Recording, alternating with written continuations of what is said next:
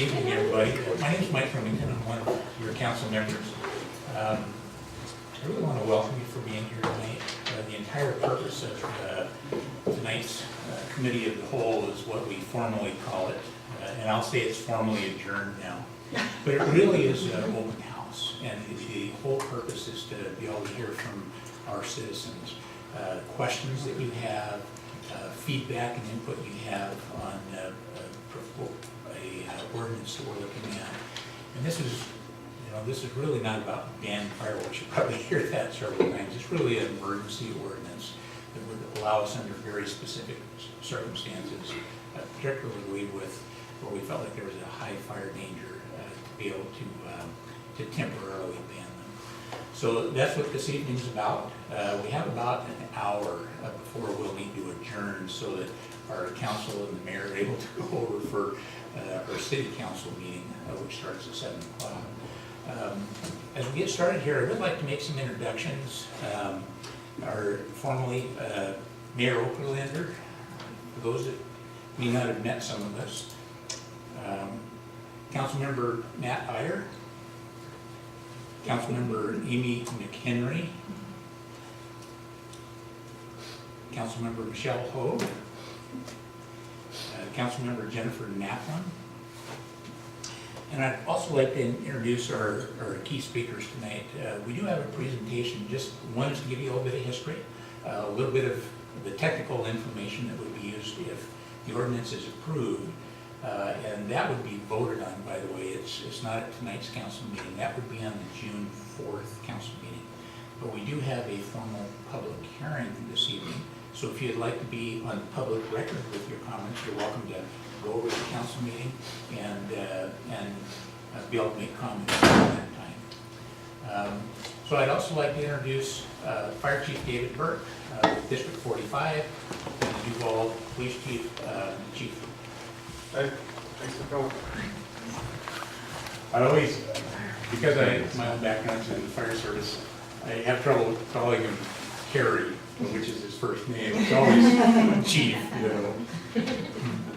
But I do appreciate him putting the presentation together. I might look a little too formal. Somebody asked me if I was getting married again tonight. So this is really meant to be informal. So once we're done with giving you some additional information and setting that foundation, I'm just going to simply open it up. You're welcome to ask questions. We don't have a huge open house here, so I think that if you've got comments, normally we keep those to about 3 minutes. But I think tonight we just want to have a good open conversation. Council was really clear that, you know, when we have key things we're working on that impact citizens, we really want to get your feedback. And this is our way to do it tonight. So Chiefs, I'll let you take it from here. One quick comment before we go. This is an informal presentation designed to be interactive. We've just got probably maybe 10, 12 slides. There'll be an opportunity for questions, but if you see something that doesn't make sense, please speak up and we'll expand on that if we need to. We just don't want to be the pair of people that stands in front of you and reads word for word every single slide or whatever. So we'll just try to hit the high points, and I'll pass it to the police chief here. Where are we starting with? I think we're going to start with a little bit of background. And I guess to preface that, I want to also make it clear that we're not here to take sides either way. We're just here to provide the information and give it an opportunity for City Council and the mayor to put another tool in their toolbox for community safety when extreme fire dangers exist. And Chief Burke will cover that. So we started these conversations in about 2013 with an ad hoc committee consisting of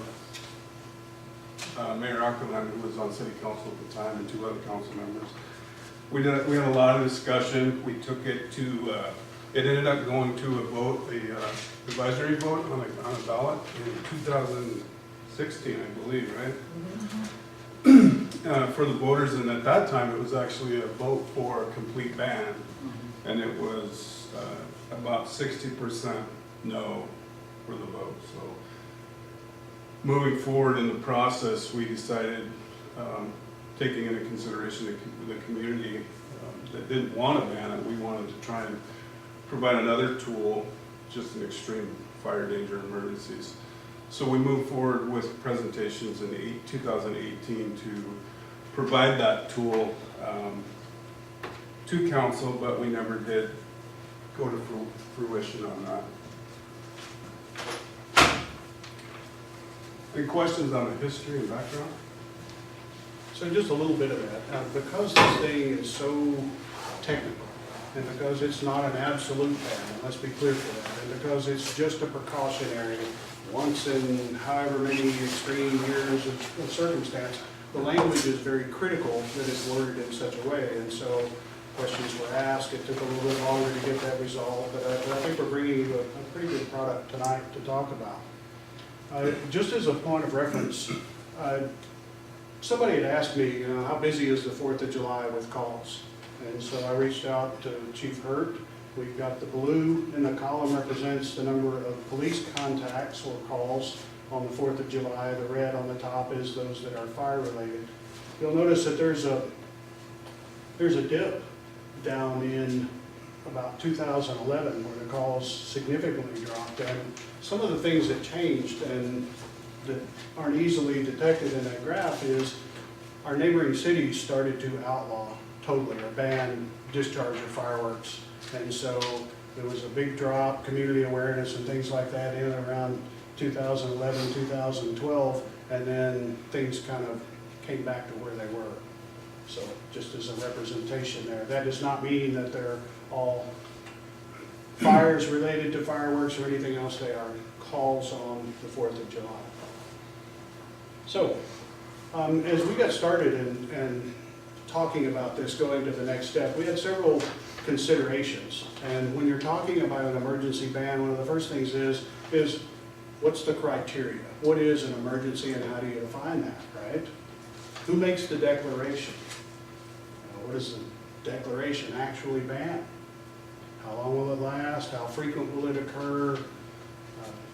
How will it work with existing law? And then how will it be enforced? And so these were kind of the guiding areas that we started researching with the committee even years ago and then up through the most recent. Now, I'm not going to read this to you as I promised earlier, but this is the ordinance language. And so it's available. It's probably, if it's not on the handout, it's available on the different websites, social media, etc. And this is as it is today. And paraphrasing what it is, it sets up a system of checks and balances between the fire chief of the fire district, me today, and the mayor, Acalander today, that if an emergency occurred and the ordinance was passed, then me, based on science and conditions, I would give a formal recommendation to the mayor saying, hey, we are in a bad way, I recommend that you ban. She has the opportunity to research and confirm, check with other people, talk with council members depending on the time, and then she can declare a ban for that one event. Okay, so I'm just surmising. So what are extreme conditions? That's probably one of the first questions that people ask, and what constitutes extreme conditions. And so I put a couple of little definitions that I put together. A combination of fuel conditions and critical weather. Okay, and that combination is something that's pretty important. And so fuel conditions, in the fire industry we use fuel moisture. And what that is, it's the moisture content in live plants. And depending on their size, they're different hour fuels, or 1 hour, 2 hour, 100 hour, whatever. And that is the diameter of the live plant. And so why that's important is because the more moisture that's in there, the more resistive to fire it is. And so therefore, it inhibits the spread or it contributes to. So it's kind of a big deal. And in the wildland arena, fuel moistures are very, very critical. And if you remember several years ago, we had that one instance in 2016 where it was really bad. And it was throughout the state, and there were burn bans everywhere and like that. And that was one of the things that Chief Hurt mentioned that was kind of getting this conversation reignited, if you'll pardon the pun. So weather is the other thing. Now, weather can lead up to bad fuel moistures or low fuel moistures, because if you're in a long drought, high temperatures, all those types of things, those lead up to that, and one begets another. But beyond that, you've also got the relative humidity. So if you are less than 15% That makes for a real bad storm. And then beyond that, you've got gusts or sustained winds equal to or greater than 25 miles per hour. And you can see, obviously, as the wind blows, that while that's important, it moves fire from one place to another very quickly. And then dry thunderstorms. If you've been here very long, you hear about lightning strikes on the east side of the mountains where they call dry thunderstorms. And what that is where it's very small precipitation with lots of lightning. And that's where those strikes start and get those fires going. So contributing factors, and I talked about this a second ago, long-term drought, higher than average temperatures, all those things combined can make up extreme conditions. So going back to what our considerations are, it was important to put a little bit of an answer to what each one is. And so what is the criteria? Well, fuel and weather as it's outlined. And there may be some other instances, and I think that's important to bring out as well, because what if, for example, air quality is really bad? It happens here some, but usually it's later in August where we don't have any wind, we haven't had any precipitation for a while, and the air quality is such that the introduction of smoke from a bunch of fireworks could make it worse. I don't ever know of that happening, but it's important that we bring it out just to be transparent. Or maybe some sort of civil unrest. Who will make the declaration? I mentioned that earlier. That's the mayor on recommendation from the fire chief. How does it ban? What is it ban? And this is important because a lot of nonprofits rely on the sale of fireworks for their fundraising and everything like that. And the intent of this is public safety, not to ambush any of the community groups or the support that those community groups provide to the members. So it's just the discharge. How long does it last? Well, it depends on the circumstance. By law, fireworks are allowed at a certain time for a certain number of hours or whatever. So if it's the 4th of July and an emergency ban was enacted, then it would just prevent them from being discharged at that event. How often would it occur? I went back and I looked at historic conditions, last 10, 12 years, and only 2 would have even been considered. 2015, which is the year I was talking about earlier, that was definitely one that was in consideration. It was extremely dry. We were very nervous. And then last year, even though we had rain actually on the 4th of July, if you remember, it was really, really dry and the conditions were really bad leading right up to it. So we might have had a conversation, but likely would not have banned. Now, just looking historically backwards doesn't mean that we wouldn't have 2 years in a row. Again, I'm trying to be transparent and honest with you, but it is a gauge for what could be. So how will it work with law? And what's interesting is the state law in Washington requires a 1-year notification. And so a lot of that takes into account the nonprofits and stuff. They use it for fundraising, and so they need to have at least a year so they can adjust their budgets, etc. So even if it's passed today, it could not be enacted for this July 4th. It would have to be a year beyond. So for example, if council chose to pass this on June 4th, at their June 4th meeting, it would not be in effect until June 5th of 2020. Yeah, I can give you the enforcement thing. Yeah, so this, if enacted, this would be a gross misdemeanor with it's punishable by a $500 fine and or 6 months in jail. This is per incident, not per day, like it would be for the sale, violation of a sale of fireworks, which is actually a $500 fine per day until you come into compliance. This would be per incident for us. We would enforce it that way. We would take the ban very seriously as a law enforcement agency. At the time, we would be able to confiscate all visible fireworks that were still there that hadn't been lit, but we would not be going into residences and searching for fireworks and that kind of thing.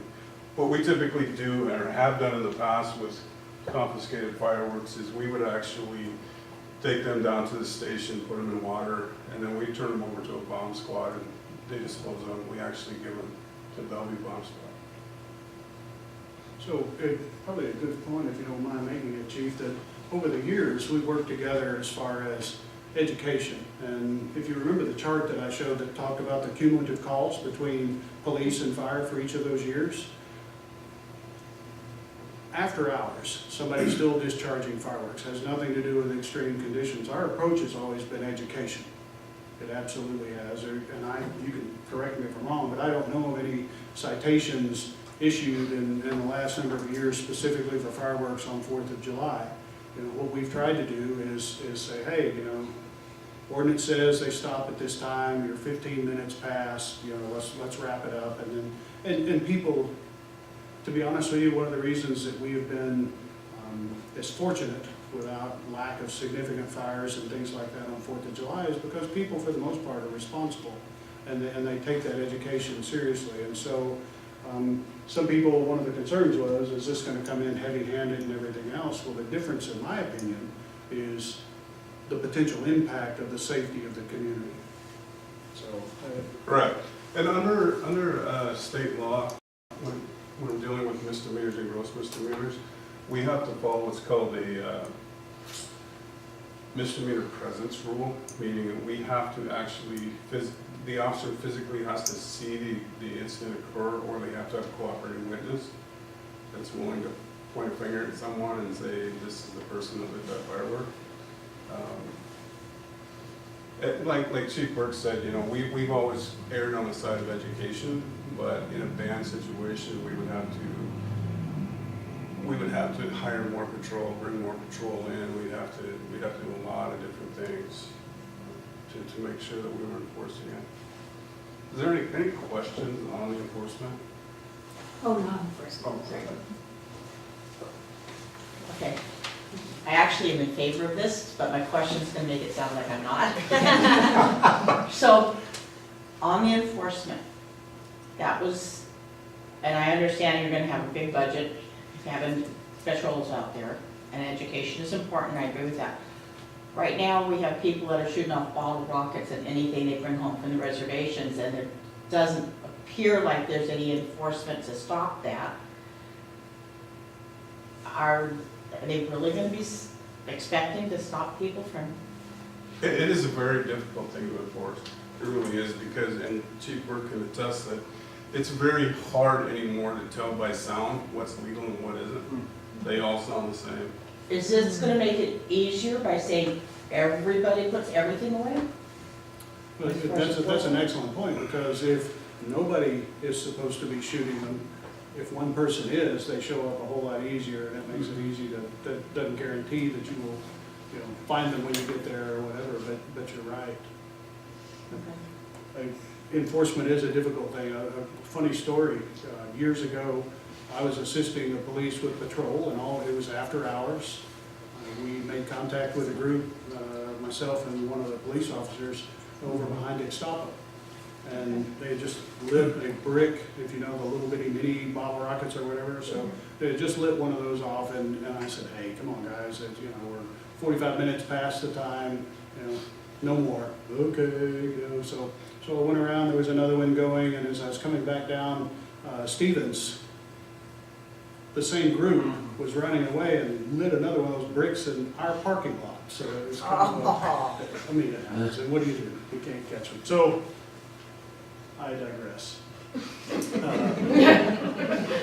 What are the next steps? And what's important here is that if you have questions, whether we're able to answer them here tonight or not, there's little cards that were placed around, and so if you're not comfortable speaking up and asking the question tonight, write it down, and if you're willing to, put your contact information, and somebody will give you the answer personally, or we will place it on our social media websites, etc., where we can include it in our ask questions and show the answer for that as well. So that's an important piece. And the whole reason we're here is we're sharing the information with the public. And as previously mentioned, the council is going to hear it for the first time officially tonight at their meeting, and there'll be a hearing at that same meeting. So you have another opportunity to speak officially on the record. Council's scheduled to vote on June 4th. And as I mentioned before, if approved, it will be a year beyond that before it's even able to be enacted. So here's the chief's contact information, email and phone, office, call, if you, whatever your media that you choose to use, in person, drop by, any of those types of things. Right now is a great opportunity, and it's not just limited to the two of us. We have quite a few council members and the mayor here, so what can we answer for you? Yes, ma'am. On one of your slides, you said the 2 years that would have qualified to ban would be 2015 and 2018, but I thought 2016 was. 16, I misspoke, thank you. Is- 16, Oh, okay. yes, thank you for that. My error, Yeah. it's been a long day. What else do we have? Yes, sir. Yeah, I got a question. So the city's wrapped around by King County on all fronts. Does King County have a similar policy? That's an excellent question, and the answer is no. The county council has not taken up this issue as of yet. And so one of the challenges is that even if the city enacts a ban, it could still be legal in the county to Right. discharge. Right. And so, a little bit of irony there, but if you take the same logic that the unincorporated county uses with density of houses, so the minimum out there is 1 to 5, one house to 5 acres, and you get into the incorporated city and it's much more dense, and so you have a higher likelihood of houses and everything else, but that doesn't mean that somebody in the county couldn't launch one over the city and Yeah. leave us something to deal with there. But the problem that we have is the governing body for the city can only take care of the city. Right. And the fire district, we're beyond that. We've got another 50 square miles outside of the incorporated city, and so that's a whole nother challenge. And to be honest with you, I think it's a reasonable approach for me as a fire chief, greater than the city of Duval, is that if the council and the community supports the emergency ban here, then that makes it a little bit easier when I talk to Councilmember Lambert with the county and say, hey, we really are concerned, not that it's an every year issue or whatever, but how can we protect ourselves in these extreme circumstances?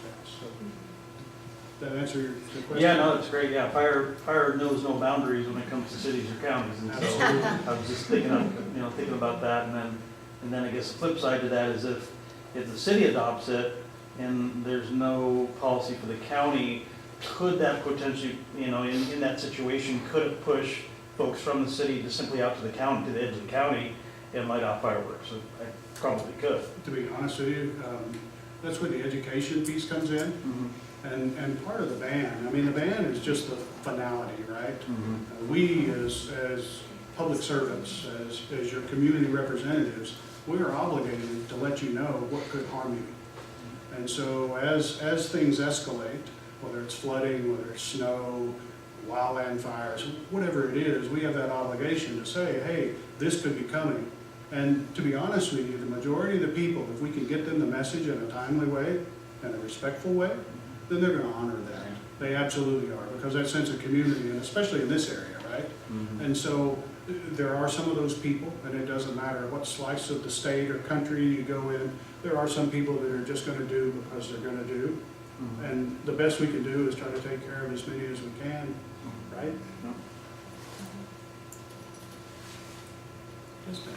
We have some folks from Duval Days, and it just got me thinking, we do fireworks for Duval Days.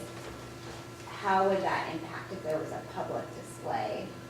Yeah, that's a great question. We were speaking about that right before the meeting. And for the sake of the group, it's important to know that public fireworks displays are governed and permitted by the State Fire Marshal's office. Regardless of the city, county, whatever, they all go through the State Fire Marshal's office. And if you read in the fine print of that permit, they can cancel a show based on extreme conditions.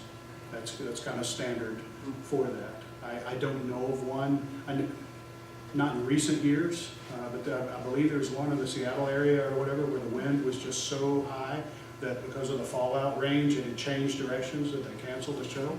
I can't remember off the top of my head the exact year, but they do have the authority to do that. And so I also shared with the Duval Days group that here in this community, what we do is a planned event is much easier for us to deal with because it's a focused area. We can forecast the wind and the travel area for the fireworks, the aerials, and we can have our brush truck positioned. And we are watching specifically in that area, unlike the 5 square miles of the city of Duval, where they're launching over here in Taylor's and then they're over here, you know. It's very difficult to do that. So oftentimes we're able to mitigate a little bit of that risk if it's predictable, right? But in some of those, and again, maybe once in the last 12 years or whatever, it might have been one that we would have said no. But it's a good question to ask. And to be honest with you, when we're talking extreme conditions, the loss of a fireworks display probably pales in comparison to community safety, right? I hope it does. Yeah, I just wasn't sure what. Definitely from our perspective, yes, let me just clarify. Yeah, yeah. What else? So if I've already bought all my fireworks and I can't shoot them off on the 4th, would there be an opportunity, like the city might say, okay, we're gonna celebrate Independence Day on Labor Day weekend? Well, I can't speak for the whole city and council, and that would have to be something, I'm sure, that would go through ordinance and the rest of that. But if memory serves me correct, New Year's Eve, isn't that also a legal That's- opportunity? It's not legal to discharge on New Year's. You can sell them. just can't- Oh, it's not? Which- Not Yeah, it legal. doesn't make any, that No, particular. it's not legal. So, Yeah, well, And if you passed, if you wanted to amend the code to allow for Labor Day fireworks, again, it would be the 1 year. Maybe it's a 1 year thing too. Anything you change about fireworks takes a year. can I just put a public safety plug in here that, you know, storing fireworks in your garage or whatever is probably not the best idea for a Oh, did year. you around? I just want to throw that out, right, you know? Yeah, I just ban them permanently, but that's just me. I have a question for you, Dave, that I don't think it's come up, but what is the timing of calling a ban? How soon in advance would you be able to do that? Well, it depends on how extreme the circumstances are. Okay, so we talk about the different factors. And so if the weather and the fuel moistures and, you know, the wind and all those types of things, if all of that comes to a perfect storm, case in point right now, we've had a little bit of rain lately, right? And one of the council members and I were having a discussion before the meeting. And by some perception, oh yeah, it's wet outside, we're good. But if you dig into the fuel moistures, right, that's surface level stuff. And so it really hasn't had that much impact on the fuel moistures at all. And so you try to predict as much as possible because, again, we want to be safety conscious, but we also want to be aware of people's ability to celebrate all those types of things. We don't want to inconvenience people if we don't have to, right? There's kind of a balance we're trying to strike. And so, which sounds kind of hypocritical coming from a fire chief that I'm saying, yeah, it's okay to light things and fly them in the air or not, but to be honest with you, the vote was up to the citizens. And through that advisory vote, they said, no, we do not want to ban fireworks. And so I think this is a happy compromise that in those extreme circumstances, if you have noticed, we want to give as much as possible. But to be honest with you, that's where that education stuff starts coming back in. So if we're 2 weeks out and the weather has been hot and dry, not a lot of rain or any of that, then we'll start saying, hey, it's hot and dry, we're kind of watching this could be bad or whatever. And then maybe you have a catalyst that goes to those extreme circumstances. All of a sudden, wind starts picking up. And we've got wind gusts at 30 miles an hour or more. And then we're going to let people know maybe that's what pushes us over the top for the recommendation. So it's science, but it's not absolute.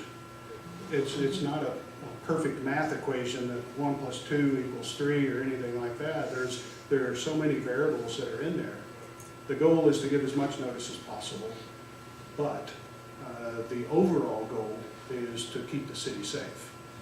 And so, you know, I'm probably hedging on a line here, but, you know, our intent would be to give as much notice as possible, but at the same time, we're holding one hand crossed behind our back saying, yeah, but if it's sudden, we're gonna have to do that too, but I don't expect that. It should be predictable. Yes, sir. So what's the current legal window to light fireworks for Fourth of July? Is it just the day or the day before? No, it's just the Just the day day. Just of, on the 4th of and July. it's like, what is it, I like? believe it's 9 AM to 9 11 a.m. PM. Yes.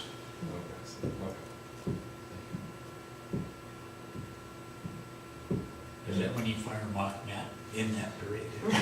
There's them up from 10:55 It does not get dark early enough. I mean, I'm like, it's 10 o'clock, I go to bed.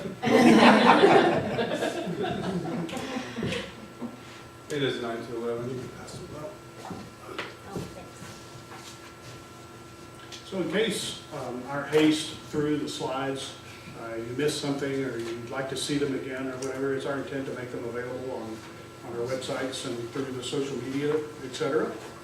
And so you can go back and have another look and again, a second or a third chance at questions. And what we really want you to do as you leave here today is to know that you've had the opportunity to ask whatever questions you need, to be informed.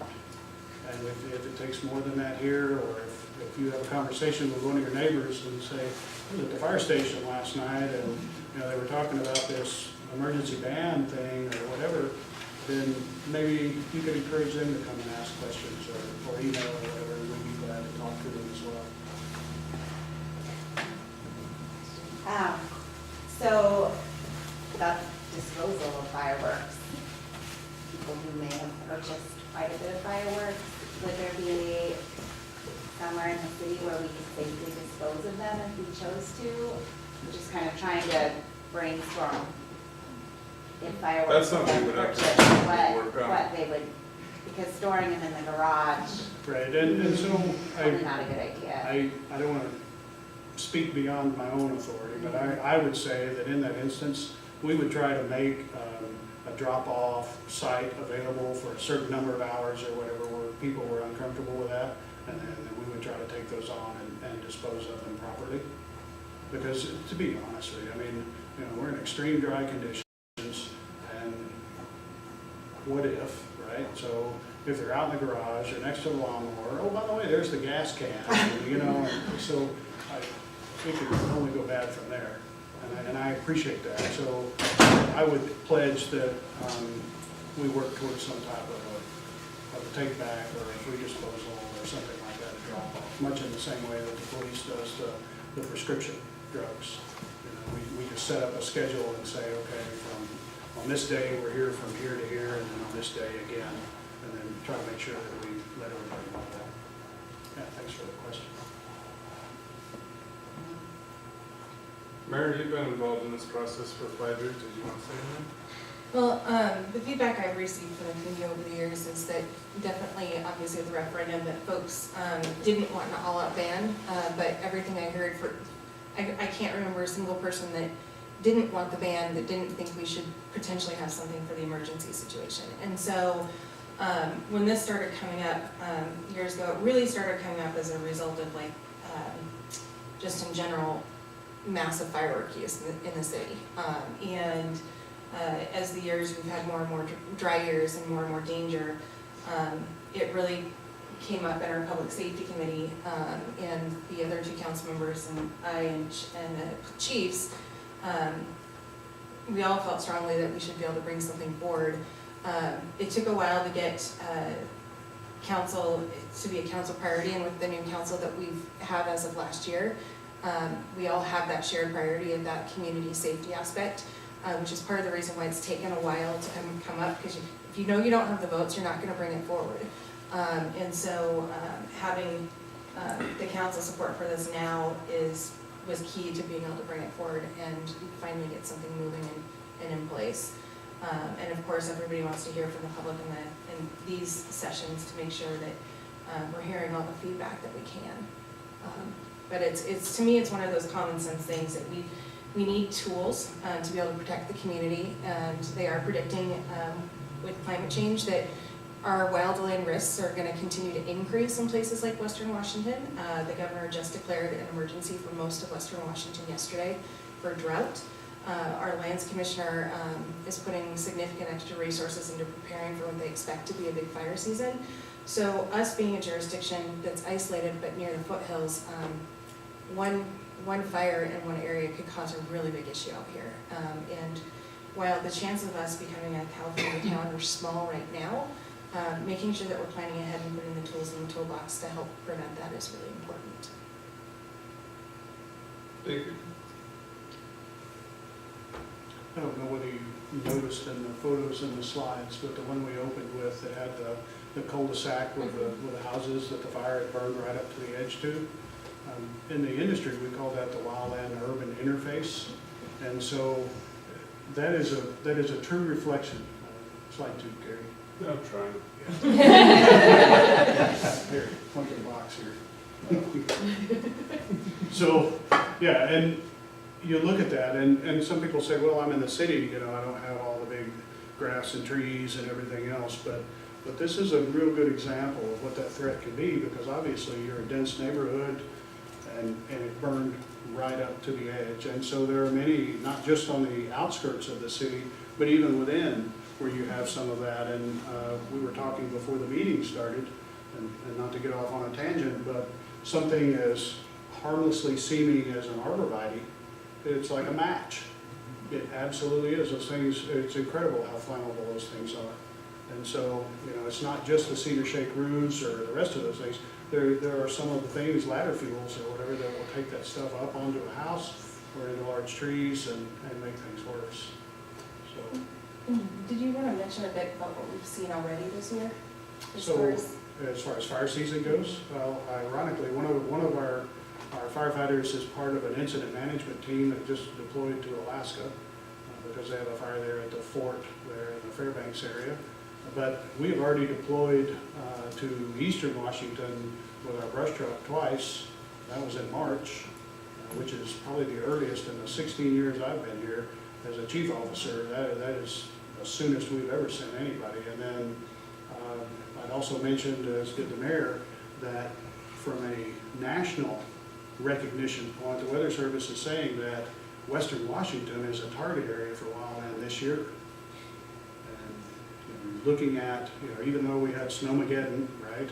I mean, that was some incredible snow, but the way the spring and all that stuff cycled, the runoff and the melt from that went so fast that we're now in drought conditions, you know, and they're talking about water shortages and everything else with the governor's declaration. So it sounds like I'm all gloom and doom and everything else, but at the same time, you know, we need to mitigate our risk, and talking about it is the first step to doing that, right? So the awareness and everything else. But this year is one of those that is starting to set up to be another one of those, you know, hold your breath and hope, you know, as we go through. And it's not just about fireworks. I mean, that's why we're here tonight, but it's more than that. It's about protecting, you know, yourselves and your families. So. Well, it looks like most of the questions were answered. As both Chief Hurt and Chief Brooks said, if you have additional questions after you leave and you think, oh, I wish I would have asked, just call, because we really want to get those answered. And those questions, as we hear them, we can also put them on the website so that other citizens can see that those are being answered. I really do appreciate the presentation and your approach to it, just giving us some additional information to consider. I would like to invite everybody that if you'd like to be able to talk at a public hearing, that we do have that tonight at City Council. One other announcement I'd like to make, just because I've got a captive audience. We do have another public open house, and that's going to be on June 4th at 7 o'clock, and that's for the Transportation Benefit District. We've actually formed that for some time, and that's designed to help us fund and help maintain our roads in town. We have kind of limited funds compared to some cities, and so we are looking at a new revenue source. Our sales tax is much lower than other areas, but we are looking at a 0.2% increase in our sales tax We had other options available to us, but that one looked like the best one, partly because there's a lot of people that go through town and they stop and buy stuff, and it gives us an opportunity to have folks that are traveling through Duval also help pay to maintain our roads. But that is at the cow on June 4th. So I'd invite you to encourage neighbors to come as well. We'll also have additional information about the potential increase in sales tax, and we really want to hear from citizens. We fight really hard to keep, especially sales tax low, and so we can keep our businesses going and healthy. But this seemed like a good time for us to be able to approach that, especially with such a low sales tax compared to neighbors and a rather large needs. Some of you that have been driving around and see some of our potholes and things, you'll see some large projects that we're working on this year. But as many transportation projects go, even street overlays, just a simple paving, could be in the hundreds of thousands of dollars. So anyway, I just wanted to encourage you to come to that. Jody, did I miss anything else? Any other The only thing, information? the only other thing that we wanted to make sure folks know is that the next time after tonight's public hearing and council discussion, the next time the ordinance is on the agenda is June 4th, potentially for a council vote. But that meeting, because we're reversing our normal committee of the whole council structure so that we can allow for the open house to start at 7, that council meeting starts at 5 p.m. at the boardroom in the school district building. So if you, after tonight's public hearing, if you want to give any additional comments about this particular ordinance, it would be during the comments from the audience section of our meeting, which would be shortly after 5 p.m. on June 4th. And then that is also the night that council has the first opportunity to vote on this ordinance. So just want to make sure people understood that both those things are happening. It's kind of a wonky meeting for that one, so.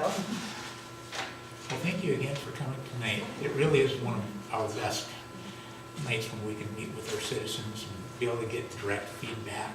We did that when we were looking at modernizing our fees for rental of our facilities, and we had a lot of folks come out and talk that were concerned about the amount of increase that was being proposed, and it really made a difference. Hearing from citizens and being able to say, let's adjust this, especially for a lot of our nonprofits, that it's just key that they have a place in Duval where they can meet, and not have the cost be a factor in whether they can actually meet or not.